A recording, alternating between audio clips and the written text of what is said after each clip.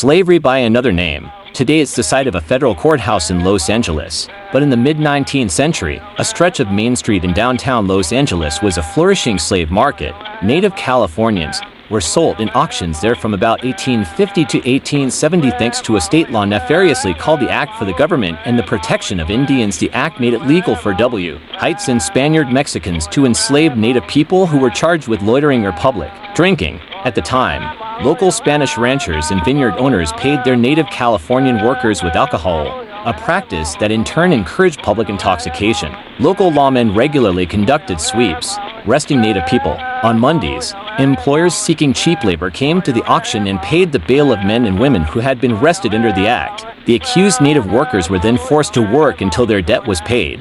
These auctions reflect the widespread discrimination and violence against native Californians, who could not become citizens, vote, or testify in court. Between 1850 and 1870, their population in Los Angeles fell from 3,693 to 219 people. Over the years, native groups have protested for justice at the former auction site. California Book of Statutes. The story of Rosa, kidnapped, sold, and killed native children often suffered horrific abuse as a result of a law that professed to send them to white families for self-improvement but instead created a form of legalized child slavery. The case of Rosa, in Mendocino County, is just one example of how the Act for the Government and Protection of Indians brutalized native, and sometimes black children. Rosa was between 10 and 12 years old and was believed to be from either the Yuki or Pomo tribe. In the winter of 1862, she was beaten and left to die in a snowstorm by a woman who had been granted legal custody of her under the law. The woman, identified in Mendocino County public records as Mrs. Bassett, had locked the child outside in freezing temperatures. Her partially clothed corpse was found in a box outside the woman's home. Mendocino County authorities never brought charges, even though Bassett's neighbors testified that she had left Rosa outdoors, causing the child's death. Before her death, Rosa had been forced to work in the Bassett home as an indentured servant. According to an 1862 report in the Alta California newspaper, kidnappers could sell children for $30 to $150 depending on their quality. That same year, I came to Ukiah with 16 children, ages 6 to 13. After he was arrested, the children became public wards, but instead of returning them to their families, county officials offered them to local white residents as apprentices. Bassett was among the more than 100 people who applied to become guardians of the children. Letter from Major John Bidwell of Butte County on how widespread slavery of native people was. Thank you, friends. Please stay tuned.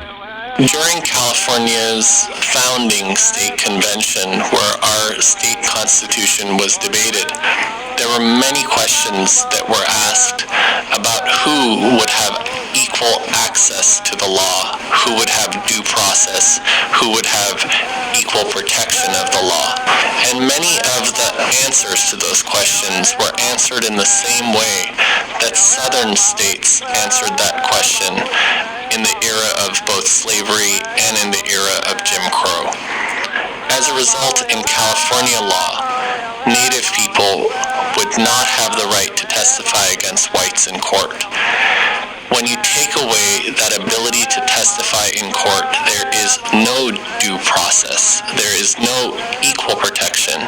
And that made Native people very vulnerable to vigilante and private acts of violence by white individuals.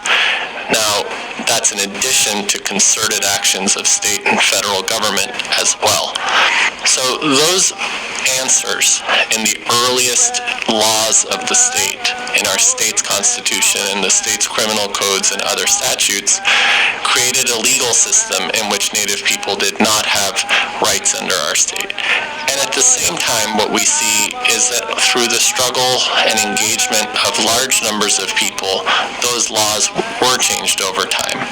In the early histories of African Americans in California, we see the story of Biddy Mason, in which an African American woman who was held as a slave and with her children was brought to this free state of California, and with the help of free black folks in Los Angeles, as well as a sheriff and of a judge, she secured her freedom.